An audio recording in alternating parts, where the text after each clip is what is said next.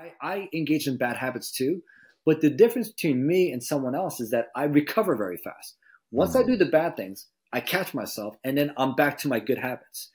Versus other people who start eating poisonous foods and then 4 years later, after going into a drug and alcohol addiction rehab, then they come back and they're like, oh, I got to start taking better care of ourselves. So the message is this, like, we all mess up. We all have those bad moments, quote unquote, bad habitual moments. But the quicker you could catch yourself and reset and start drinking water and eating cleaner and moving your body right, the better for you. And that's the secret.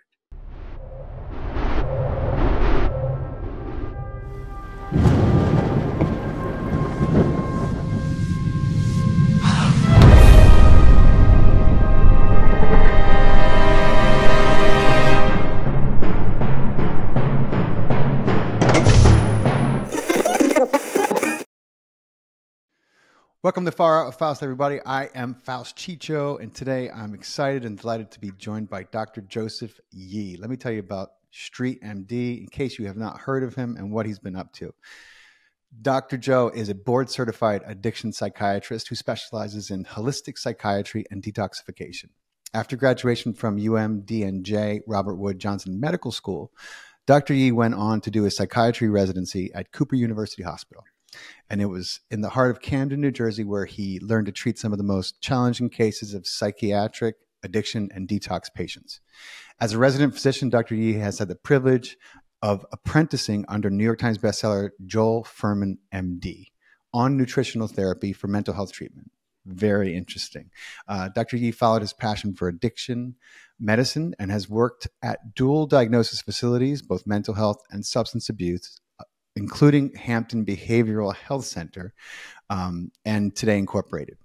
Since starting his solo private practice in 2009, Dr. Yee has helped patients throughout Bucks County, Pennsylvania, my fellow Pennsylvanian in the house, overcome their dependency to opiates, alcohol, and other substances through his Modern Detox Program. The program provides a personally individualized tapering plan on an outpatient basis, and it's very extensive, very fascinating if you are looking for that kind of treatment. And in Pennsylvania, I probably have a few people from Pennsylvania listening, as that's my hometown. So without further ado, welcome, Dr. Joe. StreetMD, how did you end up with the moniker? First of all, I love your stuff, man. Welcome to the show. Thank you for beaming in. Hey, thanks for having me on. And it's nice to finally meet you after exchanging all these DMs on social media. Yeah, man. Yeah. And then watching a bunch of your lives and kind of, getting more familiar with your work. And I've been a fan of your videos for quite a while. So you watch my live? You actually watch me late night talking shit? I do jump in sometimes. Yeah. With you and Crystal and, that whole community, they started following me and I started following them around the same time. And you guys are very much aligned with me. So yeah. Yeah. Well, thank you for having me on. But I got to ask you something. I've always wanted to know this about you. With your content, I don't know if you've ever explained this on your podcast or your audience, but who do you have a team that does the research for you, where you bust out all the information, or do you do that yourself? So I work with two people, and so we work in tandem. One guy, we all do a little of everything, but one person does the editing for the shorts. Like for the reels, well, I should say for the podcast clips, we all kind of do that. But so the research and the writing subjects, we all pick, or I'll just be like, look, this book, we have to go crazy with this. And then me and one of the other people will go crazy on this book and we'll write a bunch of shorts, because if it has the right kind of source material, we know we can go nuts with it. And then my editor puts it together. So but sometimes he does too. You bring up all these topics. I'm like, how does this guy know all this information? So you got a couple of buddies to help you out. Yeah. I work with two people, and it's definitely a team effort, and we're always looking for material and kind of sending it to each other. And be like, what do you think this?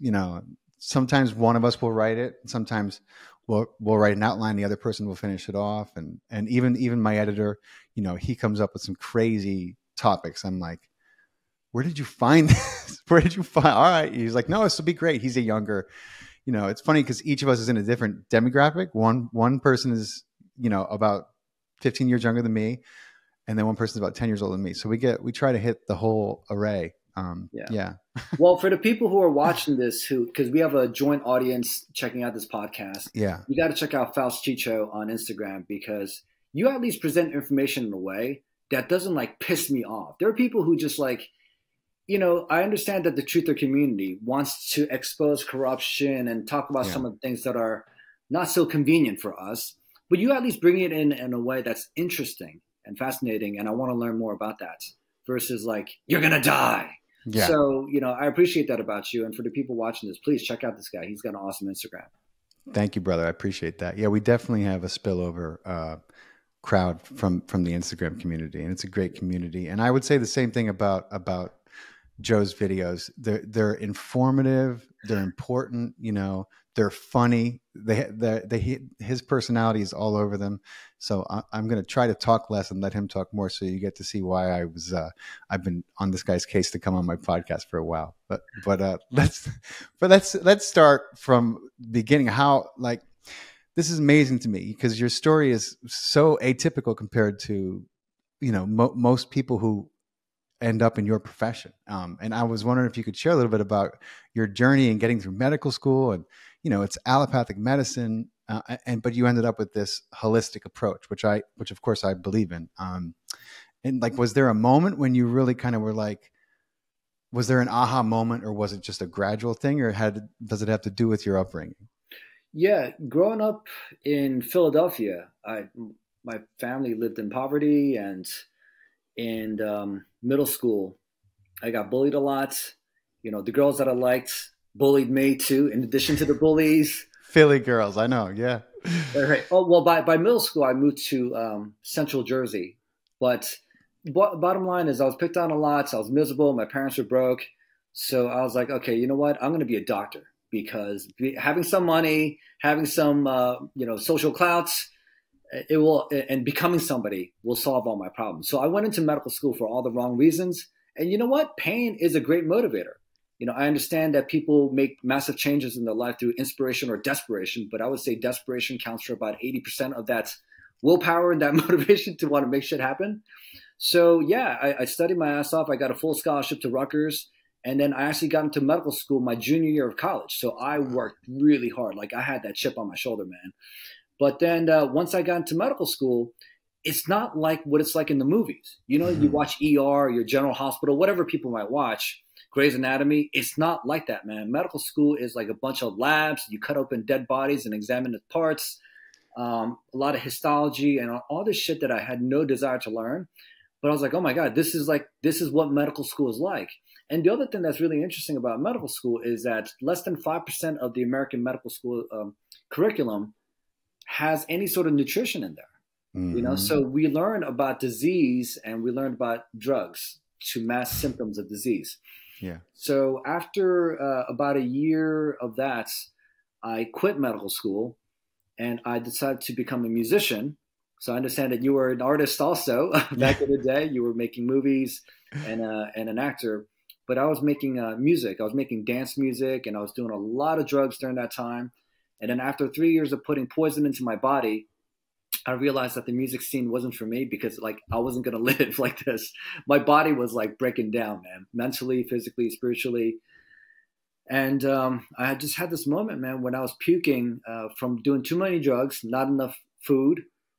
And these people in New York City, because the band was in New York, I was just puking out because I was just overloaded with toxins. And these little kids, these college kids, were making fun of me. And then that was the moment that I was like, wow, fuck this music. I'm going back to medical school, but this time as a psychiatrist, and I want to focus on addictions. But the problem is that I'm still addicted to all these polysubstances, and I'm miserable. So I got to get myself out of the situation. And that's kind of like how the holistic journey began, like eating clean foods, moving my body properly, exercising. And that was just like an innate thing. Like, everybody knows, listening and watching this, that eating clean and moving your body right is a good thing. So that was just the beginning. And then once I got myself straightened out, I got back into medical school, and this time with actual legitimate reason or purpose to do something good. It fueled me through some of the BS in medical school that I had to deal with. So that's kind of like how I became an addiction psychiatrist. That's, well, We have more in common than you imagine. I spent my fair share of time also throwing up toxins and Yeah, man. trying to figure out my life. So I understand, and then you start to wonder what is it in you that you were trying to fill up, with, or mask or run away from, and you get into a bit of this psychiatry and reasons for addiction, which you have to kind of end up will put you on a journey of self-reflection inevitably. So I'm sure that that's also the path that you ended up on in some way. Yeah. So in college, I remember I was volunteering at this hospital, not because I cared about the sick kids there. And I'm just being brutally honest, man, not because I cared, but I was motivated to get into medical school. So they said that it's good to volunteer and like help sick people in the hospitals. So I did that. And one day I met this dude who was only in his 30s and he was retired. And I was like, why are you volunteering here? And he said, because, I'm retired and I have more money than I could spend. And I think it's good to help people and all this stuff. So I asked him, like, what was his secret to success? And in a nutshell, he said that for me, it seems like I'm chasing money and you measure success by how much money you make. But he's like, try to follow purpose instead. Because if you're chasing purpose, then the money will follow you and you don't have to like think about that. And I said, okay, so how do you chase purpose? And he said two things. One is make a list of all the things that you do where time just flies by. And then the second thing is you look at that list and you figure out which one of these things can I utilize to help people the most. And so when you write down a list of things where time flies by, that means like your presence. This is the thing that you love. This is like, it's in harmony with who you're meant to be. So I used to work at Wendy's making, $8.50 an hour as my first job. And I got to tell you, man, time just slowed down during that time. I bet. But then when I'm listening to music, when I'm doing drugs, when I'm having awesome conversations with my buddies, having a cigarette while jamming to music or whatever we're doing, time just flew by. And that's why it just kind of made sense for me. Like, okay, like clearly there's a passion for substances and great conversations with people like you. So maybe I could do something like addiction psychiatry. I could be in an office, talk to people about drugs and help people out.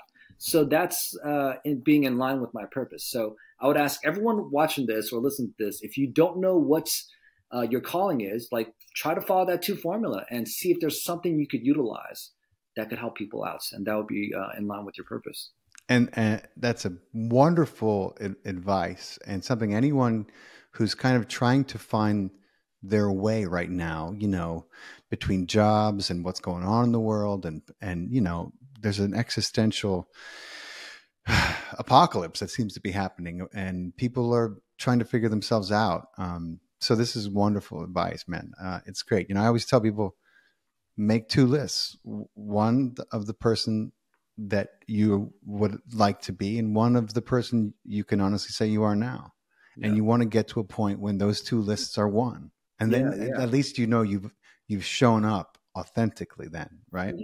You raise a really good point because what you're saying is like at least identify your target destination, know what it is that you're chasing. But what the young guns are making, the biggest mistake nowadays is it's almost like they're driving through and they're checking out different alleys to see like what path is going to make them happy. Like, oh, is happiness over here? Is happiness or joy over here? And I'm like, fuck that, man. Punch your ideal destination into your mental GPS and then figure out how to like reverse engineer that, like work backwards on that. Just because that job that you want isn't available online, like then create it, figure out a way to make that happen. And if you think about it and you focus on, you believe in it, then it's weird. But, God, Allah, the universe seems to show you little clues as to how to make that happen. So I would strongly advise people to try to work backwards and at least have an idea of what your target destination is. Even if it doesn't exist yet, perhaps you can manifest that. That's right. Begin with the end in mind. I think it was Dr. Covey who said that. Begin with the end in mind. There's nothing wrong with that. You don't have to finite your expectations or demand an outcome or even know an outcome. But if you begin at least with an idea of the end in mind, right? It gives you a target. Absolutely. It's great. It's great advice. And what you said about finding something that allows like time just flies by because you're in at least in some way, a flow state. When that's going on, your brain's lit up. You know what I mean? You may not realize it, but when you're in that state and you're doing something you love and think time's just passing by, you're happy. And the more time you can spend doing that, the longer you're going to live, the healthier you're going to be. Right? That's I guarantee that would scientifically prove out exponentially. And I know people who live this life and they're like a spry 85. They're leaping out of their chairs. I swear, because they found what they love and they do it every day. And it's not work to them. So it's awesome advice. Thank you for sharing that. So let's talk about this not so subtle undercurrent of civil disobedience that runs through your social media account that I am a big fan of. We talk a lot about on my channel, you know, questioning the narrative and questioning the answers that we're getting. And so, you know, there seems to be a lot of programming going on in this world right now, and especially with all the propaganda happening. But I'm excited to get your take on that, you know, as someone who has expertise in the human psyche, you know. Yeah. I think that all started in medical school because I'm telling you, man, I was the only dude in all 4 years of medical school, right, that was questioning why we have to learn all this bullshit that we have to learn in medical school, man. It's absolute BS. I would say less than like 4% of the things I learned in medical school is clinically useful for what I do in my practice, or even on my social media. If I'm giving little tips, helping people out in some way, like it's a fraction of what I learned in medical school that's useful. So I think I was the only one that was looking around saying, like, why do we have to learn all this stuff? I mean, the classic example I give is there was a class called Biochemistry of Nutrition. We didn't learn a single thing in this course, Biochemistry of Nutrition, on nutrition. What we were made to do was remember the structures of nutritional molecules. What does a triglyceride fat molecule look like? What does what does LDL and HDL look like? We weren't taught about what kind of nutrients, what kind of foods contain healthy omega-3 fatty acids, what contain pro-inflammatory omega-6 fatty acids. Like, we didn't learn any of that. So that's why I was the only one looking around saying, are you guys not seeing this? Ludicrous, this madness that we're being brainwashed to learn. And they didn't care because they just wanted to pass the exams. And so medical school is very good at teaching you what you need to know to pass these ridiculous board exams that has nothing to do with anyone here. But so I think that was the beginning of me questioning and challenging the system.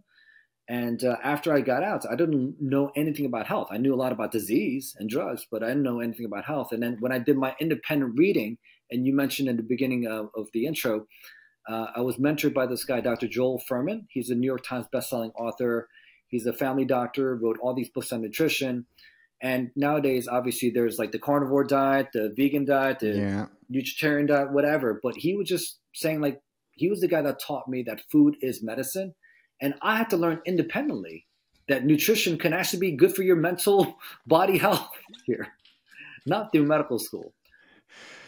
Yeah, food is medicine, you know, which is ironic since the FDA, the Food and Drug Administration, should not be in the same sentence or regulatory body, but food is absolutely medicine. And we know now, you know, thanks to all the latest science on the you know, our biosphere and the gut and how much our food affects our moods, not just our health, but our moods and our sleep and everything else. And, you know, the neurological connections that they're making between diet and some of these conditions our kids are getting, it's amazing. You would think it would get more publicity, but of course there's reasons for that. But that brings me to my next question, you know. So this full-on push to kind of pathologize, you know, the range of human experience that's happened in recent years. It seems like there's a greater push than ever, you know. It's like we went from like, it's normal to feel sad sometimes, okay, to you must have clinical depression if you're sad. And it's, you know, one of your most popular videos is about how not being able to concentrate does not equate to having ADHD, for example, you know, and I talks a lot about this as well, about pigeonholing humanity into boxes, so we're easier to control and also make money off of, right? Yeah. And I'm curious what you think is going on. Oh, you want to know my theory on all this? Sure. I think everything that's happening is for two reasons. It's kind of, and these two reasons are kind of like aligned also. So I think everything that whoever they are, their motivation is to reset the financial system. Because these people have been cheating for way, way, way too long. I had a buddy who worked in Wall Street for about a year, and then he quit. Now he's like a school teacher / DJ. And I'm like, dude, man, you were making millions, man, and then now you're on a teacher salary. And he's like, Joe, like the amount of cheating that goes on in Wall Street, I was disgusted by it, and I couldn't. And he's a Christian guy. He's like, I couldn't allow myself to continue that kind of work. So there's plenty of cheating going on in Wall Street all the time. Okay. And also, the U.S. being $30 trillion in debt. I mean, we have to reset the financial system in some way. So there's a big push for central bank digital currency, and that's a way of trying to control people. Well, get off the. It's allowing them to not go to prison, the people who are doing all this, but also reset and just kind of start over. So, but control people more efficiently. Also, there's a huge AI revolution that's on the rise, and it's estimated that 300, according to Goldman Sachs, about 300 million jobs will be replaced by automation and AI by the year 2030. So that's why there's this big push by the year 2030 to have a central bank digital currency. I'm not so sure about the microchip population. That's some of the theories going around, but at least they want to get that central bank digital currency implemented by 2030, so that when 300 million people are out of jobs and they're like, what the F? Then at least if you're going to revolt, then they can say, we're going to take your money away. It's a much better way of controlling people and getting people to comply. So I know there are a lot of people who are saying that this is a depopulation agenda and all this stuff, and it might be the case. But one thing, what I can say with absolute certainty is with this AI and this money situation, that's what I'm focusing on. So for the past several years, there are many people who are had nothing better to do really than to constantly bitch and complain about the vaccine agenda. And I'm like, okay, that's part of it, man. But the greater picture is the money resets and this robot situation that I think is a much bigger deal than the vaccine. Yeah, no doubt about it. And sometimes I wonder how much is a misdirection for some of these things, and how much one is being used to foist the other one into the prominent play that it needs to be in order to take the next step. As our friend David Icke always says, it's a totalitarian tiptoe, and it's a perfectly phrased turn that he turned. Is it a tiptoe now, or is it a rush? Yeah, they have seemed to have increased their gait, haven't they? But like he says as well, every time they have to do that, they have to stick their heads out of the ground. They have to kind of reveal themselves more and more. And I think there's something to that for sure. Because look what happened in the last 3 years. A lot more people are well aware, of things that they had no idea before, including that whole industry, which, this is not the platform to talk about that on, but it's good that people are becoming, at least some people are becoming more educated, so they can protect their family in whatever way they need to. By the way, did you ever get David Icke on your show? Yes, I have. Yeah. I want to have him back again. You can talk to that guy forever. He's great. Well, you might be able to ask 2 questions, and then he'll take over the show. Yeah, exactly. I know, but you got to let him, because he's a profound dude. I like David a lot. I like David for reasons that I think most people miss about him. He understands, and I obviously share this belief, like the nature of heart-centered consciousness and the immortal, invincible power of the soul, and if you get into his work, and not his books are great, and each one is an expose that everyone should read to understand what this world is really about.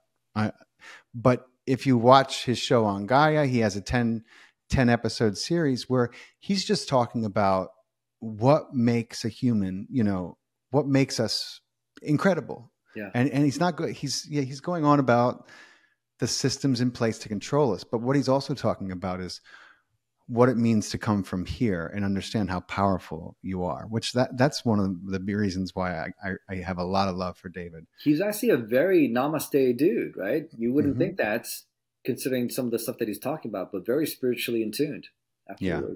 And he had a profound experience in a plant ceremony. And I have as well. And I noticed that you also attended one not too long ago. Was that your first time experiencing it? Which plant are we talking about here? Okay. I was referring to ayahuasca. I was kind of assuming that was the plant ceremony you went to. Yeah. I guess other people consider mushrooms as ceremony. But I went there in March of this year. And I don't know about you and for the people watching, listen to this, but 2023 was a very crazy year, unlike any other year that I've experienced. Energetically, like I don't know if the moon and Venus and retrogrades or whatnot, but this was a very, very strange and challenging year, especially the beginning of it. And I went through a lot of personal and family stuff. And I got a phone call from Mother Ayahuasca. They say that ayahuasca calls on you. So I got a couple of text messages over the year. Finally, I got a phone call. It's like, are we going to do this? So I said, all right, we got to do this. So I went over to the Dominican Republic, hung out with the shaman. And I got to tell you, man, it was a life-changing experience. You keep hearing that. But it was an intense 2 days. And a lot of things have been revealed to me. It's almost like I was getting a university of ayahuasca, where the Mother Aya was giving me downloads after downloads after downloads and plenty of lessons and calling me out as a man, as a husband, as a father, and a bunch of things that I need to work on. So it was good to see that and experience that. And I'm in the process of working through it now, doing the shadow work. Yes, that's the key. You can attend as many ceremonies as you want, but if you're not doing the work to follow through with the lessons that grandmother showed you, and you will have lessons, and she will show you until you understand. It's remarkable what you see. And it's for people who are called to it. I recommend you answer the call, because there's a reason why you feel compelled. It can be a very healing experience. It doesn't necessarily mean it's going to be like rainbows and unicorns, but in the end, I think it's almost always a remarkable thing to do. So that's very cool that you were brave enough to do it. Man, you forget how much courage it takes to do it until you're sitting there and you're like, am I really fucking doing this? Oh my God, man. Well, right? Because the first time you don't know what to expect. Right. So you know it's going to be intense. You don't know what to expect. But the second day, I was like, man, am I really doing this again, back to back? But one thing I want to share with you and the audience here is that there are moments where it was so intense. And I'm not saying that the people watching this, if they were to do it, because some people have like intense joy. Yeah. And some people just sit there in the dark and they're like, why the fuck did I pay for this? Yeah. People are throwing up and go ahead. Yeah. But for me, I guess a lot of like karma was catching up to me, and like, this is the stuff that I needed to work on. And it was really intense at times. And I remember the shaman was like, look, face it. Yeah. He didn't necessarily say like, don't be a fucking pussy here, but he was like, dude, I understand you're going through a lot right now, but face it. Like, don't run away from this thing. And I thought that was so powerful. Like, he even said like, I need you to stand. And I'm like, dude, I can't stand. He's like, yes, you can. You have that choice. Stand. And then you stand. And my body didn't want to move at that moment, but I was able to. And when I got back to America, I realized that like, so much of what we do in Western medicine as a psychiatrist is like, oh, you have a little anxiety? Well, here's something for that, to mask that. You got some depression, you got some grief, here's something. Are you aware that there's a medication out there called trazodone? It's an antidepressant, it's a sleeping medication, and it's good for grief. Why the fuck would you want to medicate someone for grief? Like, allow them to process that, man. Go through that. And that's been like my biggest message with patients coming to see me now wanting to be medicated for X, Y, and Z, 1, 2, 3. I'm like, dude, like, let's work through it. Let's sit with these feelings instead of allowing some drug to just sit on them and mask it. So ayahuasca could really change the way I view medicine and helping encourage people to like, sometimes we got to break down to break through instead of just like running away from all this stuff. Man, I'm so glad I asked you about that, because what you just said is so important for people to understand. People are so quick to judge how they're feeling instead of simply allowing and accepting, right? It's like I lost my my older brother earlier this year. In January. He was about 5 years older than me, and wow. And you know, it was very difficult. But one of the things that I've had to do over the course of this year, and his birthday's in 4 days too, wow. Okay.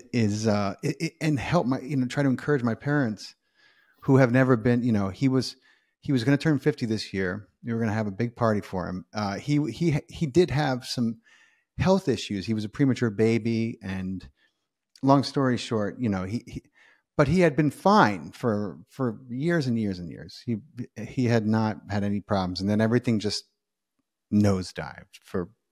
I have my own theories, but there's no point in rehashing them now about why his health took such a nosedive for seemingly inexplicable reasons. But getting my parents to understand that this was their firstborn son, and that they don't have to expect themselves to feel, like sunshine and rainbows, even though it's been 6 months. They have this notion in their head that they shouldn't feel the way they do anymore because time has passed. And I'm like, you have never been without your son. You know what I mean? You're still grieving, and allow yourself that. Don't judge it as wrong and think that, something's wrong with you, and don't let doctors fucking prescribe you medication for how you're feeling. How you're feeling is how you're feeling. You need to just express it and let the emotion run its course. Yeah. It's the only way you're going to feel better, And the thing about psychiatry is that they'll say something like, it's okay to have feelings of grief for about 6 months. If you lose a child, it's okay to have feelings of grief for up to 2 years.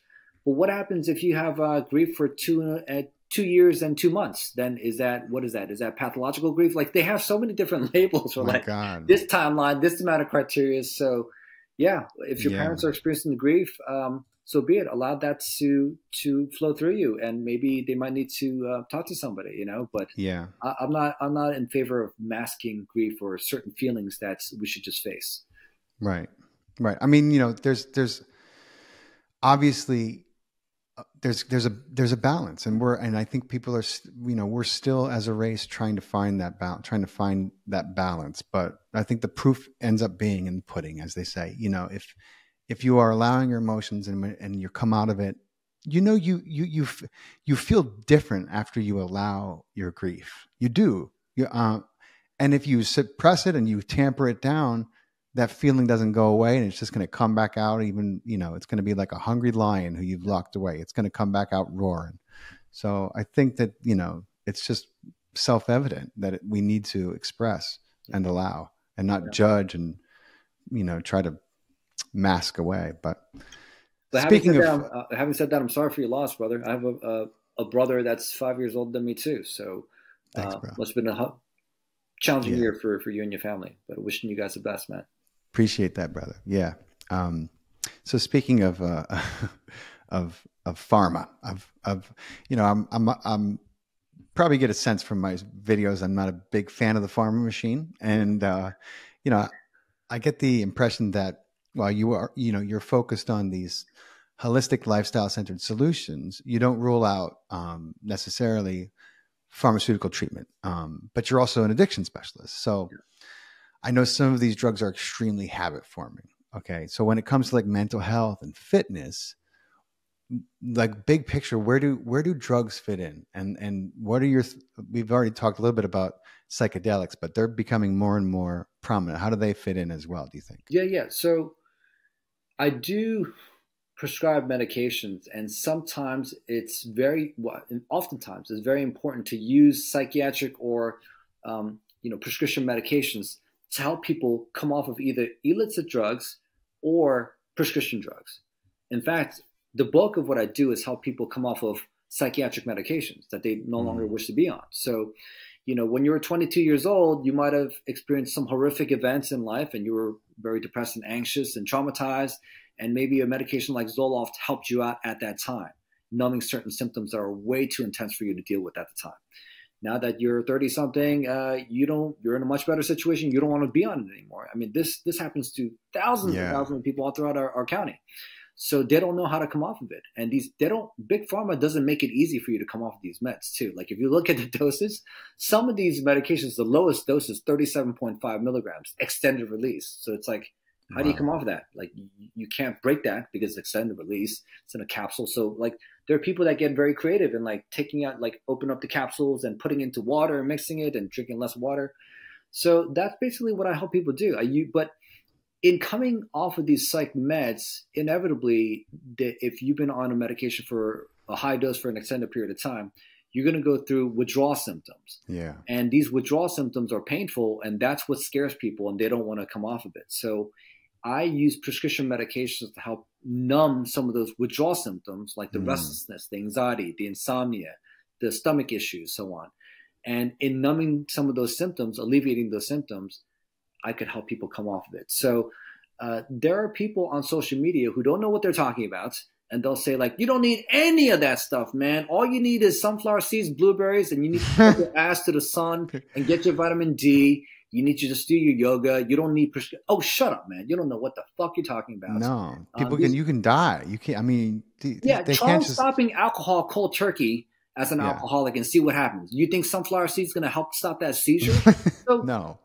The You Heal You crowd, they're right, I would say 95% of the time. Yeah. But I'm asking people to be open-minded that there is a percentage of the population who needs some of these drugs, these chemicals, to help come off of these prescription meds. That's one. Secondly, I like to give this example. Are you familiar with this drug called Ozempic? That's not the new diet drug? Yeah. The diabetes drug that they kind of hijacked and they rebranded as the diet. Yeah. It's helping a lot of people with weight loss. And you, of course, know that 43% of the American population is obese. 69% is either obese and or overweight based on their body mass index. So it's a really hot drug. And a lot of people are hating on this medicine because they're saying, you're a lazy, fat piece of shit. You shouldn't be on this. You should be moving your body. You should be eating properly, right? So I just want to give this example because I used to be that guy too. I'm like, what the hell's wrong with you, man? Move your body, diet, stop eating that cheesecake, and get your ass running. But one of my patients who I've been working with for years now, homeboy finally lost 25 pounds, and he's not doing a lot of things that he used to do, and he's living a much healthier lifestyle. And he started Ozempic. So I started challenging him on that, right? Yeah. And he said that he's had moments where his food addiction was so severe that he would be on his couch eating a chocolate cake and crying at the same time.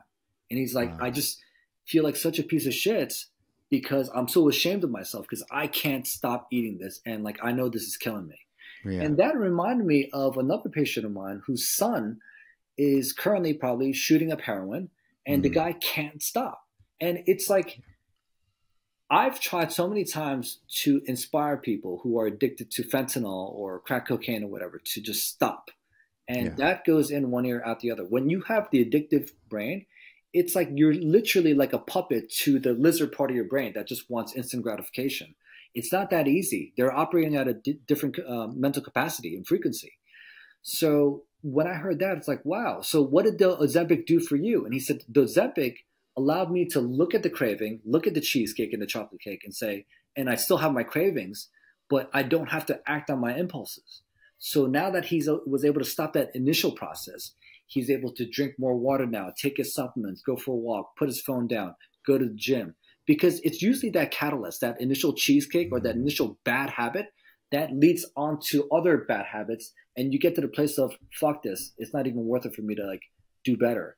But if we could stop it at the core, and that's what a medication like Ozempic does, and we don't have to go into the science behind it, but it helps people just look at it for what it is and not act on it. So I think there are places where medications can help suppress certain symptoms, certain cravings, certain anxiety symptoms, and then they could work on the namaste holistic wellness stuff. So there are smart, artsy ways of utilizing medications. I agree. I'm not, look, as much as I have a problem with the people who started the pharmaceutical industry, a lot of the innovations and things that have come out of it have helped humanity, no doubt about it. And something like in this situation, I was at a festival in England a few months ago, and Russell Brand's festival, and he does a lot with recovery because he used the 12-step recovery program to overcome addictions. And I was sitting there listening to some people, and this woman had a food addiction, and she was so ashamed to speak it out loud because she didn't feel like her addiction was on the same level as other people in the room. And when I had a chance to speak to her, I said, listen to me, that you don't ever, it's hard enough dealing with an addiction, but for you to then think that your addiction is somehow less than other people's addiction. I said, there's literally no difference. It's the same part of the brain. It doesn't, don't imagine that even your addiction is, less than. I was like, it's real, and you had the courage to seek help for it. It's not an easy thing to do. Yeah. And for someone like her, that would be amazing to be able to do that, to be able to stop and look and see and play and be the observer. And then you're forming new neural pathways, right? Yeah. So you're creating a method to then be able to do this, hopefully in the future, without the medication, which can be everything. It can make all the difference in the world. Exactly. So a lot of times, if someone has an acute panic attack, or they're having acute manic episodes, or I met this 16-year-old girl who was having 4 auditory hallucinations, Wow. And you cannot treat that with supplements. I'm sorry, but you're not going to give someone tryptophan and a B complex and that the auditory hallucination is not going to go away. So sometimes you do need medications for severe acute episodes. And sometimes people, when you try to tell them that it's good for them to practice meditation and move their body and eat properly, they're not at that level where they could truly process that when they have that much anxiety. So sometimes a little bit of medication can help tone that down, and they'd be more receptive to what you have to say and work on that. And then if you're on a medication at a reasonable dose for a short amount of time, it's very easy to come off those. It's when the doses get extremely high for an extended period, that's when the magnitude of the withdrawal and the dependency escalates. So there's a smart way of biohacking and utilizing some of these medicines. But I would say it's not the medicine's fault that we have a bunch of doctors who are a bunch of morons and the big pharma businessmen who are manipulating the system, trying to get everyone on all these drugs. So I would ask people who listen to this to just consider that there are some medicines that could be helpful for some people at some times. Yes. Yeah, I agree. And I have a cousin-in-law who I loved. He was younger than me, and he was in Colombia. That's where he was born and raised. And it's a very sad story. He was studying natural medicine, and he was training and studying with the shamans in the rainforest a lot, and he was being taught the ways of shamanic medicine, but he was having these episodes, these psychotic episodes, and I guess they were violent. And he, they called him, I think, Hummingbird. He was one of the most gentle, soft-spoken, sweet individuals I ever met in my life. And I always loved, I would go and visit my wife's family in Colombia. I always loved hanging out with him because, he was younger and he always had great questions and he was always interested in everything. And, but the thought of going on medication to him was so just completely unfathomable that he killed himself. He jumped out of an 8-story, off an 8-story balcony to his death. I mean, because he wasn't going to be on this medication, he said in his note, and he didn't want to hurt anyone. Yeah. So rather than try, talk about a permanent solution to what could have been a very temporary problem. But it's just crazy, you know, that happened. Like, so there's always, I think, somewhere in between where that we can try to find, you know, it doesn't have to be such an extreme take, one or the other. But I'm not sure about the rest of the world, but in America, 1 out of 5 people struggle with some sort of a mental health condition. You know, 42 million plus Americans are struggling with anxiety, which is the most common thing that I'm seeing people for nowadays. 40,000 plus suicides a year. So yeah, man, it's can't see the numbers getting any better with the what the fuck is going on? My God, no, I don't either. I mean, eventually, I guess it has to get better. They say that we're entering a much more golden age. I'm like, yeah, but how much more has to fall apart before we start to see a little bit of homeostasis here? Apparently, a lot more. It's a mess, man. It's a mess. I saw your post, your story the other day, and I'm starting to feel the same way, man. I just can't. I mean, I feel so strongly about what's happening, so it's difficult for me to not let people know how I feel about what's going on. And at the same time, every single time I do, I lose a few hundred followers, and maybe I gain a few, but you know, at the same time, I feel people are so misinformed and propagandized about what's happening and who's responsible for what. And it's hard to shut up sometimes. But you have a very calming way of explaining a corrupt situation. And it's like almost like a brief history lesson within a minute. And it's like, oh, I didn't know that. Yeah. But I'm talking about the people who are saying, you know, the Israeli government this, Hamas that. And it's just like, okay, then what's the solution, man? Like, you're not teaching me anything. All you are is you're just ranting. And you know, that psychologically speaking, like, I know the game. Basically, you post something that induces fear or outrage, it gets the likes and the views. So I know that these people know that psychology, and they do that on purpose to get the likes and the views so that they could sell their brand or whatever it is. And it's manipulative. You know, it's no better than CNN or whatever the mainstream media here. So, and the sad reality is, Faust, that people, even though a lot of people know that, they still keep hitting the clickbaits, because the moment that, you know, me and my friends, we talk about this and we're like, all right, let's talk about something more positive. Let's figure out a way to put a positive spin to all this about unity or whatever. No one gives a shit about that. The view count plummets. And then these guys are more incentivized again to be like, all right, let's go talking about all this negative shit that's happening, because that's what's getting the attention to their channels. And so it's an ugly game. That's why I just don't feel comfortable right now at this moment.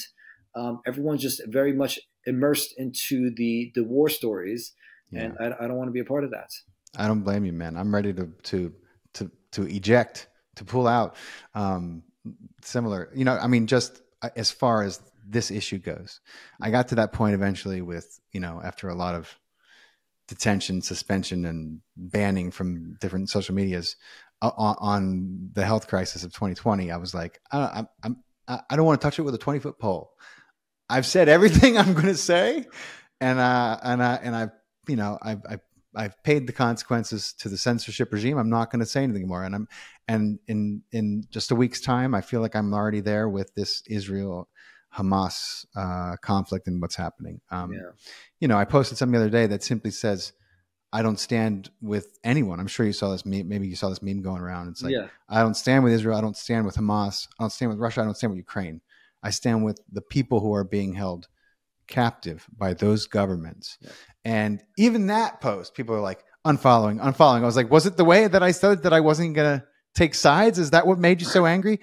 Should I have called for more bloodshed and violence? You know, I'm like, well, clearly you're supporting terrorism by saying that. They were like, it doesn't say anywhere on here that you don't stand with the Palestinians. I was like, well, I wrote, I mean, the meme does says Hamas and it has a Palestinian flag there.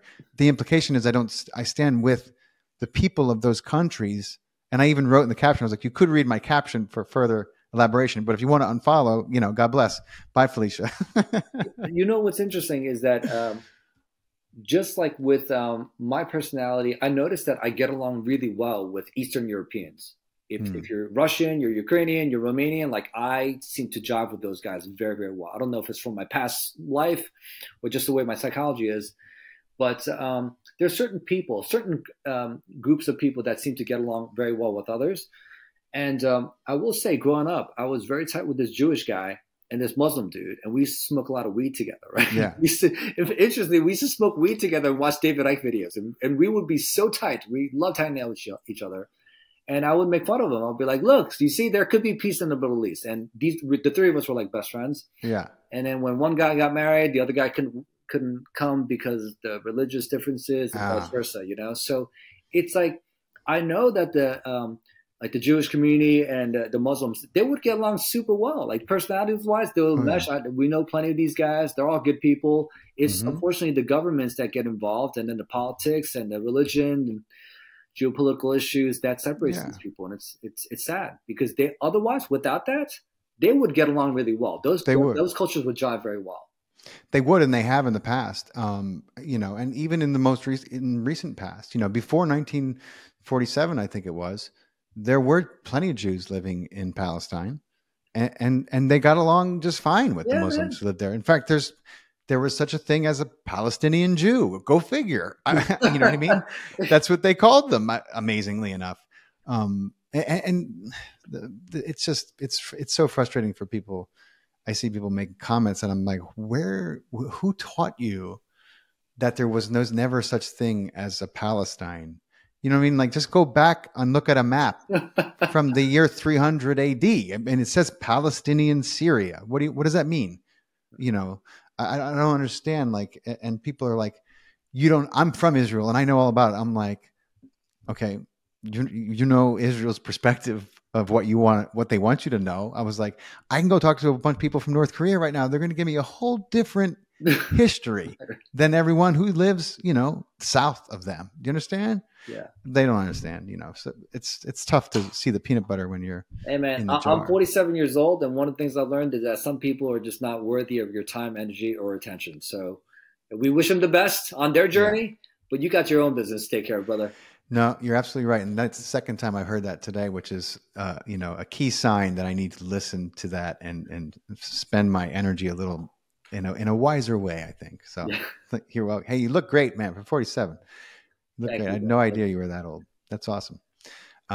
So I want to ask you, since you're my resident expert, you know, is there 3 things that everyone listening could do to improve mental fitness? Like, are there things that you're like, this would help sharpen, you know, your memory or your thinking? Because everyone feels very drained with everything that's happening. And it's like, you know, it becomes a struggle to just, you know, feel like you're on your shit anymore. So I'm wondering what kind of tips you could give us.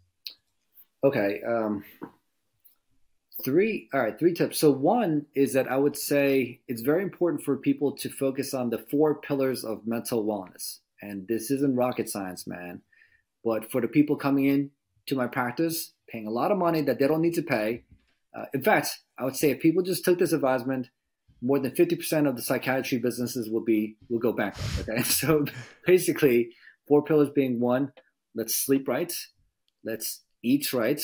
Let's move our body right, and let's connect with the right people. So that's when I talk about mental fitness.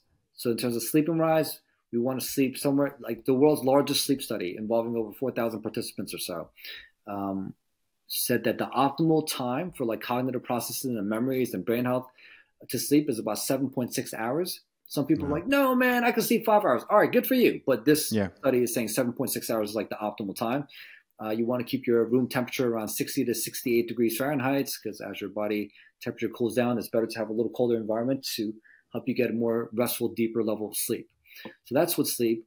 In terms of nutrition-wise, I think the thing that carnivores and vegans can all agree upon is stay away from the seed oils and the processed foods. So try to eat real foods. And if you cannot, for whatever reason, try to at least supplement and get some extracted nutrients into your body. As far as moving your body right, I would say move your body and like exercise your body and the mind. So we know how to move our body, but people seem to associate exercise at like some sort of a negative word, like some sort of like, oh my God, I got to go and weight train or I got to jog. I hate, then play some fucking pickleball, man. Like find something that you could do that's fun. And that knocks down two birds with one stone. You're stimulating your mind and your body. There's a study that showed that racket sports like ping pong and tennis are the best for brain health and cognitive health and can help prevent dementia in the long run.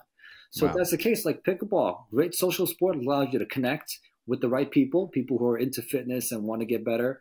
And you also want to connect in terms of connecting with the right people. You want to, there are people who are in my life that are fun, but, unfortunately they still live in their mommy's basement, smoking all that weed and doing nothing else but watching conspiracy videos and stuff like that. Now, those guys are fun to hang out with from time to time, but they're not the right people to hang out with.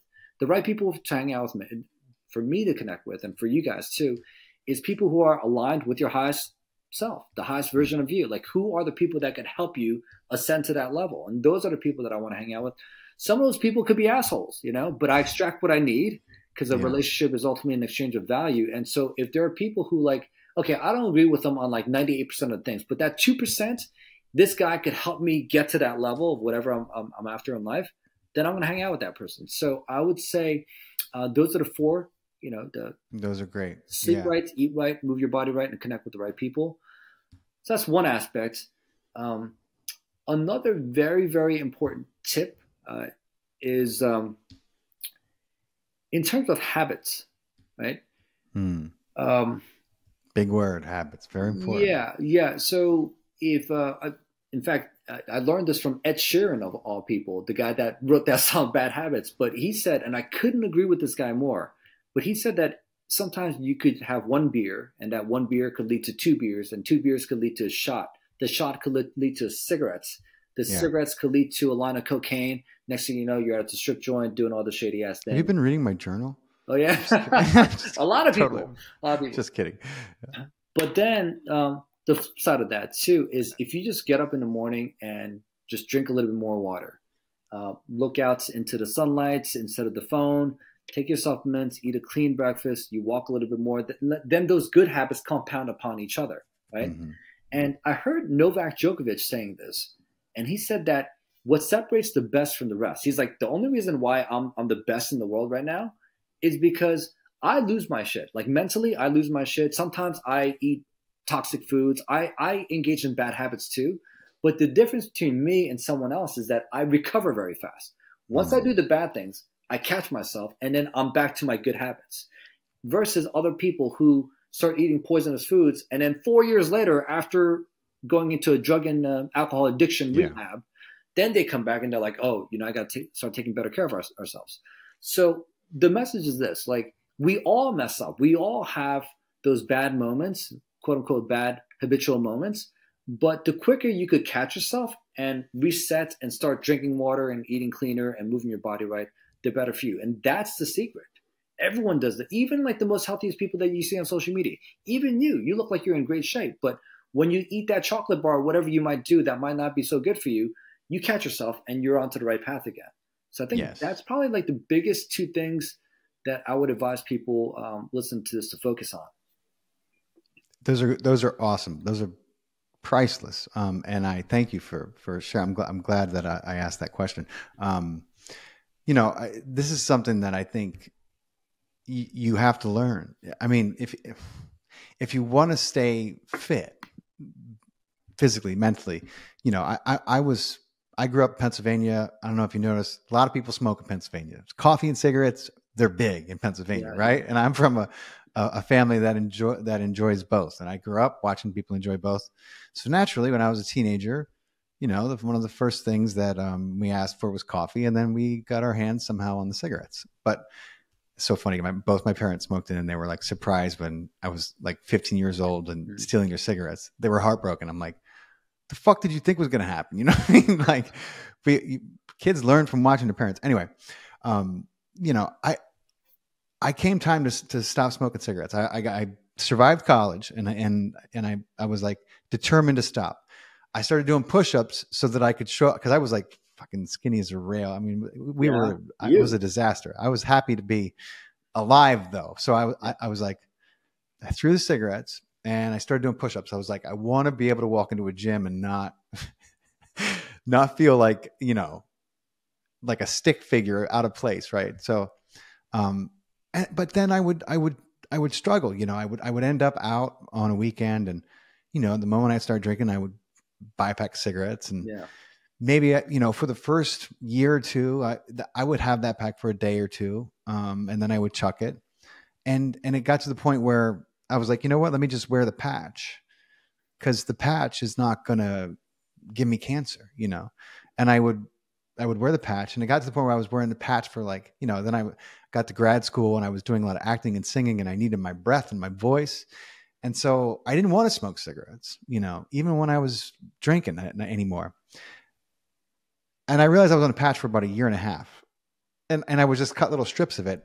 And then finally I just realized that I forgot to wear it, and I didn't need it anymore, but, I just kept coming back to like, okay, so you slipped, so you smoked, just stop. You know what I mean? Like you don't need to smoke the rest of the pack just because you bought it. And slowly but surely I weeded the bad habit out of my life, and now it's gone. I have no desire for that. Well, kudos to you, man, because quitting nicotine and or alcohol are the two hardest substances to let go of.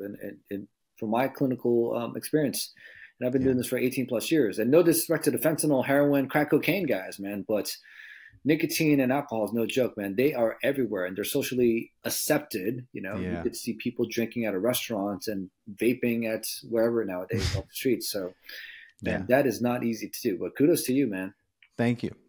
Yeah, I know it's difficult. I have an identical twin brother, and he has not been able to. 20 years later, he has not been able to totally kick the habit.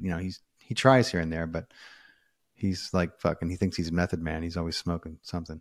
Well, you got to have a really, really strong reason to let go of tobacco.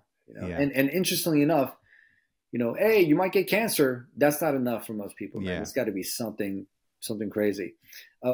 Hey, but I just remembered something. You asked for 3 mental health tips, and I gave you 2. But a really quick one that I think is arguably the most, I should post about this. I really should. But this is, in my opinion, the most important mental health advice that I could give anyone. Because so many times people come in and they say, yeah, I'm here because of my anxiety. My anxiety is through the roof. My depression is just out of control, right?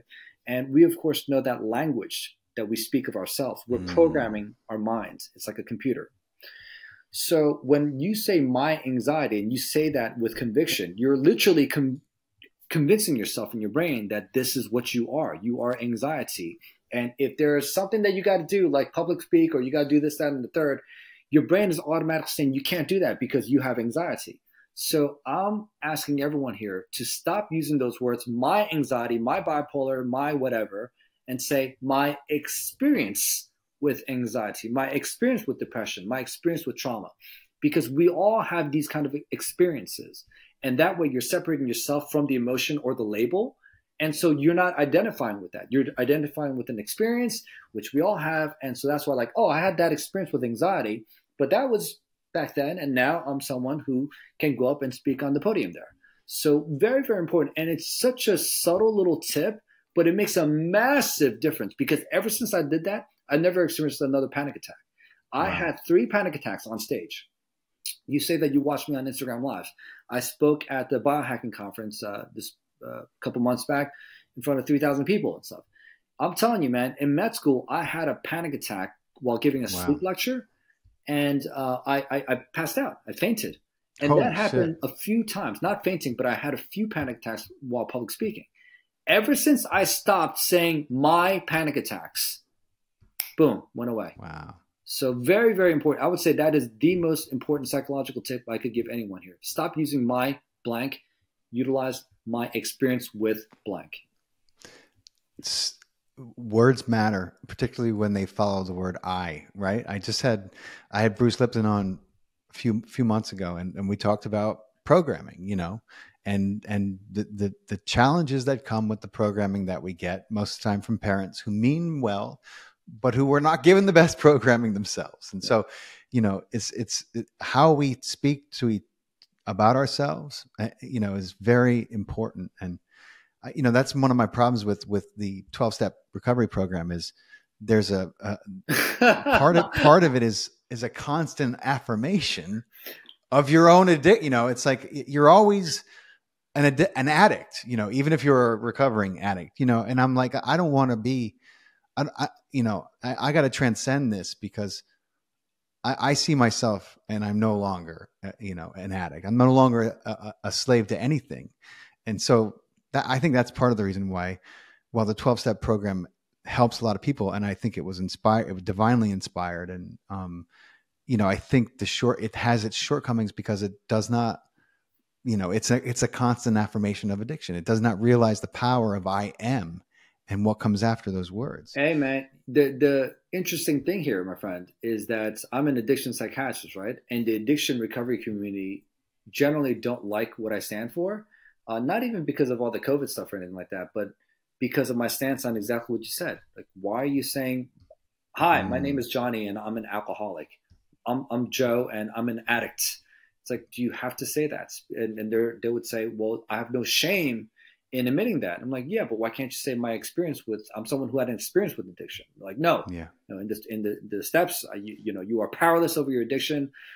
That's not true. You have power over your addiction. And then so we dispute over that. And so a lot of the AA, NA guys are not fancying my content. So yeah, well, they should look at their success rate before they decide on your content.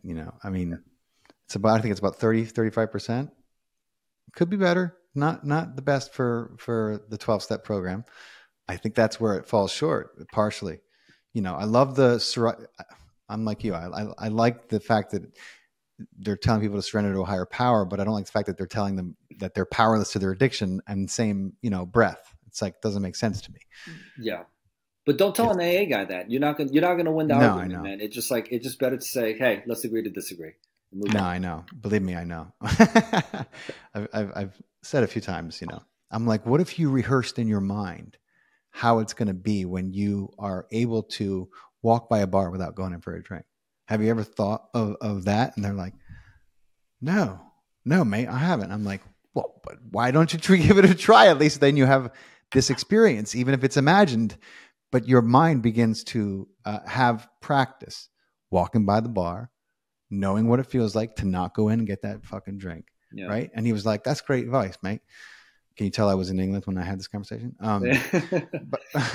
But he was like, why they should teach that too. I don't understand why I'm a student of Dr. Joe Dispenza. He teaches that very much. If you want to break a habit, you have to rehearse what you want to do instead of it. Right. Yeah. And that's how you form the neurological pathways you need to then be that person when the time comes. Right? Well, and I'm glad you brought that up, because this is one of the reasons why I'm an advocate of some of the new psychedelic medicines that are available and about to come out into the market soon. Because psychiatry, we've been doing the same thing since the 1950s, the same medications, repackaged, new names. You tinker with the molecule, it kind of suppresses the same symptoms. It has the same mechanism of action.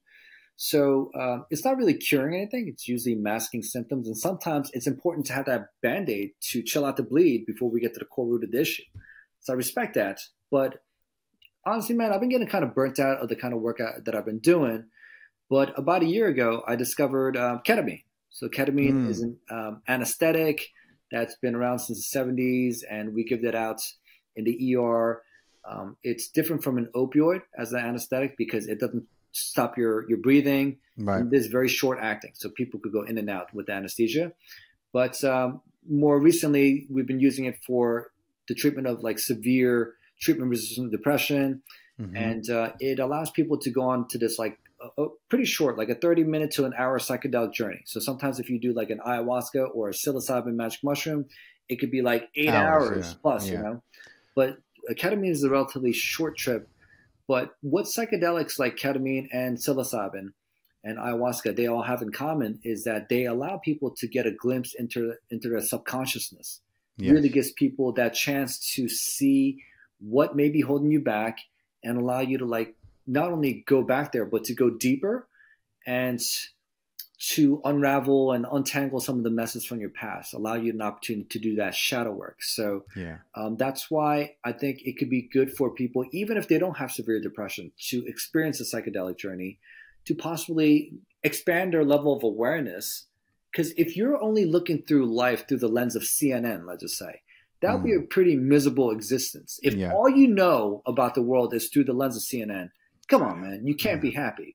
But if you know that there's ESPN out there and there's Netflix out there and the Weather Channel and Cooking Channel, whatever, you might have a much broader perspective of life. And you could say, you know what, man, I like the Cooking Channel. I want to focus more on baking and eating all these like healthy, delicious foods.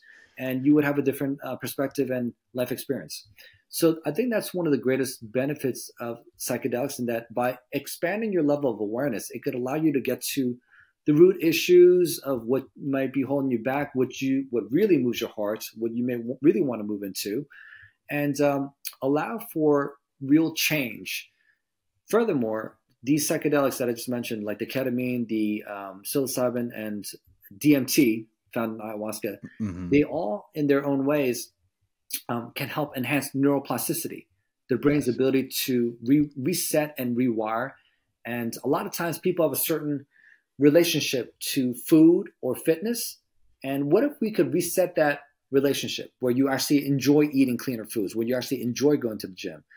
Some people wake up and automatically their brain is wired towards the dark side. Like, oh man, I got to take care of this shit. I got to do that. And the third, I don't want to. It's like already a negative down path in memory and the way you feel. Yeah. What if we could add some fresh powder onto that and develop a new trail where you could think towards the light? So that's one of the benefits of psychedelics. They could enhance neuroplasticity and change the way you think, feel, and behave, and hopefully get a better outcome in this game called life. You know? Absolutely. You know, and along with that, you know, we have this amazing ability to hold on to such trauma as humans. And that has a lot to do with the way it's stored and the way it's processed in the mind and the body. And, you know, there's a biological nature versus nurture kind of marriage that happens with trauma, that it doesn't always work for the best of the psyche, you know, of the human. And one of the things these psychedelics allow people to do is re-examine the past sometimes without the emotional intensity and an overload that came with the trauma, right? And then you can start to recontextualize what happened to you, and that's when I see people, you know, becoming the alchemist and transcending their trauma and turning it into a triumph, right? And that's an amazing experience to have. And sometimes it takes that psychedelic to allow them to kind of go back and see. And, you know, people talk about you can't change the past. Well, that's bullshit. You can change the past. You can change how you feel and think about the past. And there is incredible power that comes with understanding something in a way that helps you as opposed to making you a victim. Yeah. And so I think it's an undiscovered kind of country for this, you know, for us right now. But more people are realizing that, you know, even though it was illegal and classified, that has less to do with it and more to do with the United States government and its own motivations. And it's okay to, you know, try it, even though it's been taboo for so long. Yeah. I hope more and more people are waking up and realizing that, thanks to the work that MAP's doing, and, you know, people like you who are willing to speak about it. It's very important, I think. Yeah, I'm not sure how I feel about MDMA coming out for trauma therapy in 2024, because I've done a lot of that during my clubbing days, and I'm like, damn, this can't be good for your brain. But in all fairness, the MDMA that I took back in the day was made. Yeah, that was probably a slew of fucking all kinds of things with a little bit of MDMA. Yeah, it was made in like Jake's basement, you know. It was made by a legitimate, pharmaceutical company. So I don't know how I feel about that, but supposedly in the clinical trials in phase 3, the most recent study that came out was that 71% of the participants who took the MDMA in the MDMA group no longer had PTSD after 2 sessions. So I'm a little skeptical of the numbers, because we've heard that certain products are 95% safe and effective. Yeah, that's true. But, at least it gives some hope for people. So I think so. And PTSD can be so debilitating for people. You know, the question is, let's see what happens long term, because I feel like if they're, you know, depending on when, and they know when to ask to get their drug approved, you know, if you're asking the dude right, during the session, if his PTSD is gone, he's going to be like, yeah, man, give me a hug. You know what I mean? He's going to tell you it's definitely gone. So, I think there's probably something to it because, they were experimenting with that way back before they made it illegal. And they were having some success treating people who were shell-shocked from wars and whatnot. And then, of course, they classified all those drugs and they were like, they're too mind expanding. Make them illegal. Can I make a quick comment about trauma real quick? So I noticed that on social media and a lot of places that I go when I talk to people, there's so many people who say that everything is trauma. All diseases come from trauma. Everything's trauma. Oh, I was traumatized with this. We all have trauma. Yeah. Well, I think it's very important for the listeners here to distinguish between experiencing a traumatic event versus having legitimate trauma. So, for example, you and I could be driving together and get into a fucked up motor vehicle accident, okay? And that was a traumatic experience, a traumatic event for both of us. And I could come out of that being like, wow, like I am so grateful that I could like see and I could move my legs and arms and nothing crazy happened. I'm just so grateful for the experience and all that. You could come out of that being traumatized. The difference is that when someone has legitimate PTSD, legitimate true trauma, it changes the way your brain functions and also the structure of it as well. So the three main things I'm asking people to keep in mind is that one is that the hippocampus, it's a part of the brain in the back that's responsible for spatial memory. Okay, so a lot of times when people have true PTSD, their memory is all fragmented. And sometimes you hear people saying like, I don't remember the exact details. Like, I don't even know if it really happened. Like, I question that. Sometimes people's memories get really jacked up. That's because the hippocampus shrinks when people have legitimate trauma. The amygdala, the emotional processing center of the brain, it holds on to a lot of fear-based memories. That gets hypersensitive. So people have the nightmares and flashbacks, the hypervigilance. They don't trust anybody. They have a lot of anxiety, so that kind of stuff happens. And also the prefrontal cortex for executive decision-making, that gets affected too, where people who have legitimate PTSD, they sometimes make very poor choices and make irrational choices for decisions for themselves. Yeah. So when people say like, I have trauma, it's like, well, you have a traumatic experience, but I don't think your brain function is completely affected by that experience. So, and then they get offended. So I just want people to understand that there's a huge difference between having legitimate trauma where your brain function and your daily life activities are like affected by it versus having a traumatic experience that you could even possibly grow from. Yes. And there should be, it should be understood there's a difference because, there's a big difference. And it's not to invalidate anyone's trauma and what they've lived through, but you are talking about specific physical and behavioral things that come about from these certain types of trauma. And it is important, I think, to realize there's a difference. And I understand people might get offended, especially when you're in your position of having to teach them that there's a difference. But it's important. It's an important distinguishment to make, because if you got yelled at by your mommy and daddy and you had a shitty day, or you had a bad experience with your boss and that was a traumatic event for you, right? It really disturbed you from your peace. Then there's a lot to learn from that. There's so much to grow from things that can move you from your peace. But if you keep saying that I have trauma, then again, you're programming your brain to believe that you are someone who's fucked up. And then you're going to act, think, believe, feel, and act accordingly. And you're not going to get the best outcome in life. So you could say I had a traumatic experience, and man, I've gotten my heart broken by women, okay?